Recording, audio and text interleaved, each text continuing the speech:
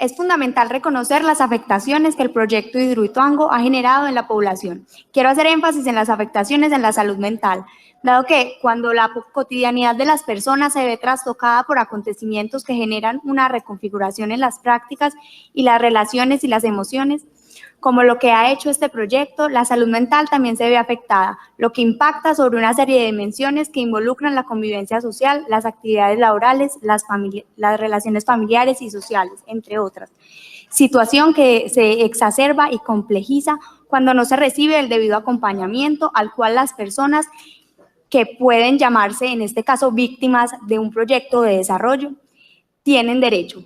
Pues de no ser así, se pueden derivar en alteraciones significativas a nivel cognitivo, afectivo y comportamental y en enfermedades mentales.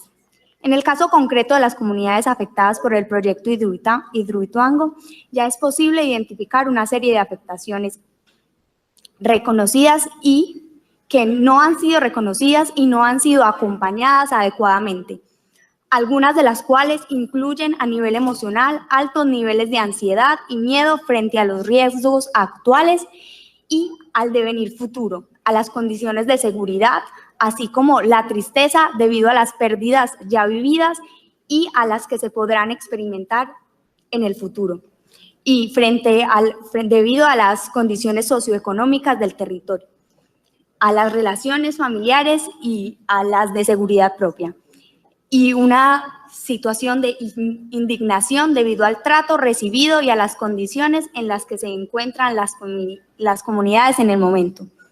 Además, a nivel cognitivo, la población presenta rumiación y preguntas constantes frente al futuro, cuestionamientos identitarios en los sujetos, alteraciones en los vínculos y las interacciones cotidianas e interrupción en algunas prácticas culturales.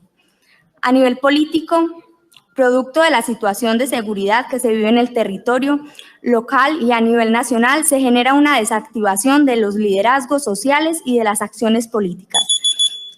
Estas son solo algunas de las afectaciones y vale la pena aclarar que son reacciones normales ante situaciones anormales, lo que subraya una vez más la necesidad de un acompañamiento psicosocial adecuado, con enfoque diferencial y acción sin daño, de cara a generar condiciones protectoras que prevengan mayores impactos sobre la salud mental y la convivencia social.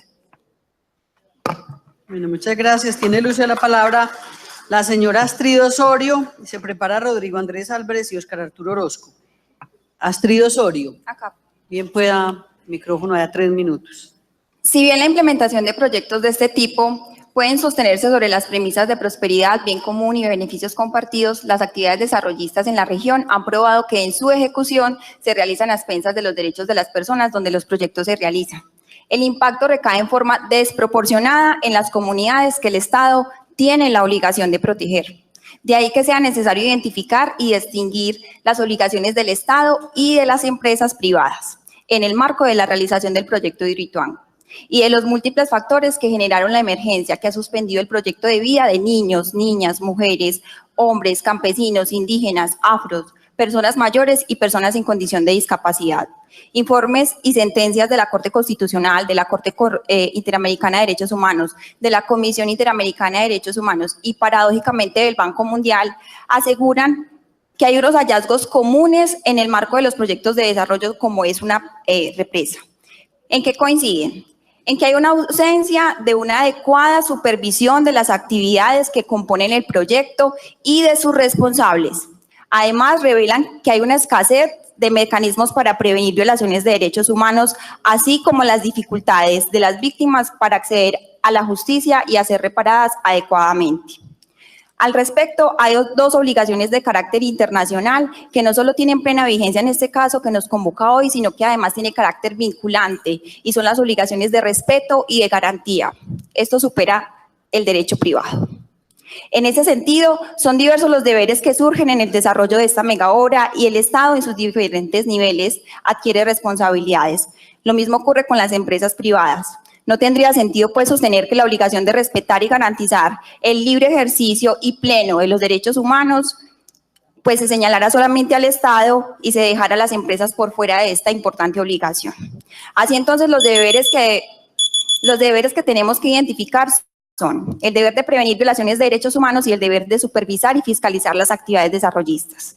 Respecto del deber de prevención, este se relaciona con la identificación previa y seguimiento de los derechos y las comunidades que pueden verse afectadas, incluso aquellas que se autorreconocen o identifican como afectadas. Lamentablemente, las bases de datos que tiene PM no logran pues alcanzar a estas comunidades que se autoidentifican.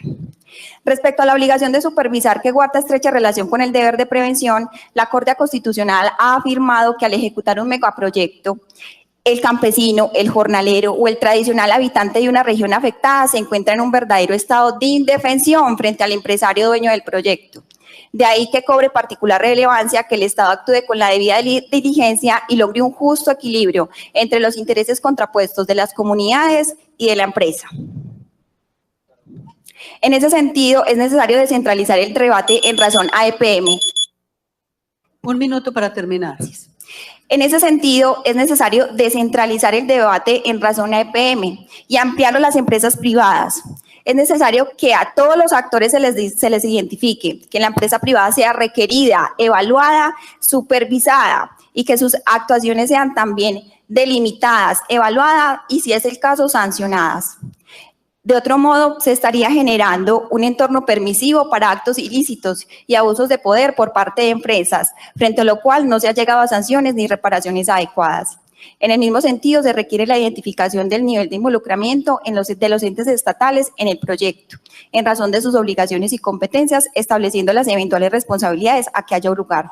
Quiero finalizar simplemente con una anotación que hace la Corte Interamericana de Derechos Humanos sobre ampliar el radar de las afectaciones, y dice: todo acto humano es causa de muchas consecuencias, próximas unas y otras remotas. Pienses en la imagen de una piedra que se arroja a un lago y va produciendo en las aguas círculos concéntricos